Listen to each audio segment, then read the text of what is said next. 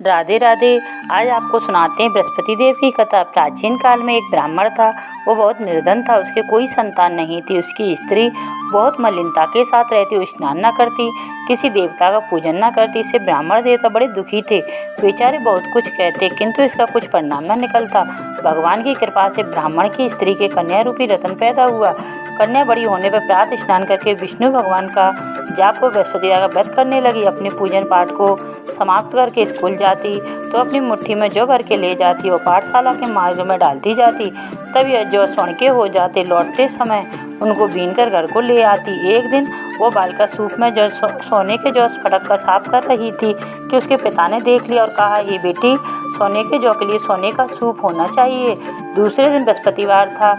इस कन्या ने व्रत रखा और बृहस्पति देव से प्रार्थना करके कहा, मैंने आपकी पूजा सच्चे मन से की हो तो मेरे लिए सोने का सूप दे दो। बृहस्पति देव ने उसकी प्रार्थना स्वीकार कर ली। रोजाना की तरह वह कन्या जौ फैलाती हुई जाने लगी। जब लौटकर वह जौ बीन रही थी तो बृहस्पति देव की कृपा से सोने का सूप मिला। उसे वह घर ले आई और उसमें जौ साफ करने लगी, परंतु उसकी माँ का वही ढंग रहा। एक दिन की बात है, कन्या सोने के सूप में जौ साफ कर रही थी। उसी समय शहर का राजपुत्र वहां होकर निकला। इस कन्या के रूप और कार्य को देखकर मोहित हो गया तथा अपने घर आकर भोजन तथा जल त्याग कर उदास होकर लेट गया। राजा को जब इस बात का पता लगा तो अपने प्रधानमंत्रियों के साथ उसके पास गए और बोले, हे बेटा, तुम्हें किस बात का कष्ट है? किसी ने अपमान किया है अथवा और कारण हो सो कहो, मैं वही कार्य करूँगा जिससे तुम्हें प्रशंसा हो। अपने पिता की राजकुमार ने बातें सुनी तो वह बोला, मुझे आपकी कृपा से किसी बात का दुख नहीं, किसी ने मेरा अपमान नहीं किया, परंतु मैं उस लड़की से विवाह करना चाहता हूँ जो सोने के सूप में जौ साफ कर रही थी। यह सुनकर राजा आश्चर्य में पड़ा और बोला, हे बेटा, इस तरह की कन्या का पता तुम ही लगाओ, मैं उसके साथ तेरा विवाह अवश्य ही करा दूंगा।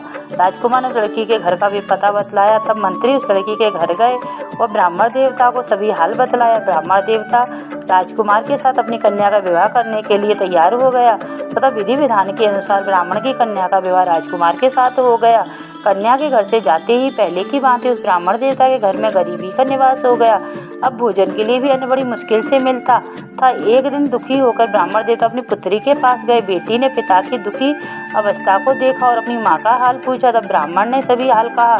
कन्या ने बहुत सा धन देकर अपने पिता को विदा कर दिया। इस तरह ब्राह्मण का कुछ समय सुखपूर्वक व्यतीत हुआ। कुछ दिन बाद फिर वही हाल हो गया।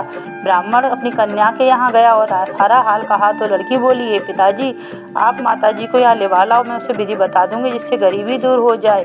वो ब्राह्मण देवता अपनी स्त्री को साथ लेकर पहुंचे तो लड़की अपनी माँ को समझाने लगी, हे माँ, तुम प्रातः काल स्नान करके विष्णु भगवान का पूजन करो तो सब दरिद्रता दूर हो जाएगी। परंतु उसकी माँ ने एक भी बात नहीं मानी और प्रातःकाल उठकर अपनी पुत्री के बच्चों को जूठन को खा लिया। इससे उसकी पुत्री को भी बहुत गुस्सा आया और एक रात वो कोठरी से सभी सामान निकाल दिया, अपनी माँ को उसमें बंद कर दिया।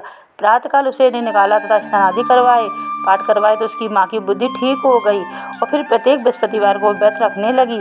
इस व्रत के प्रभाव से उसके माँ बाप बहुत ही धनवान और पुत्रवान हो गए।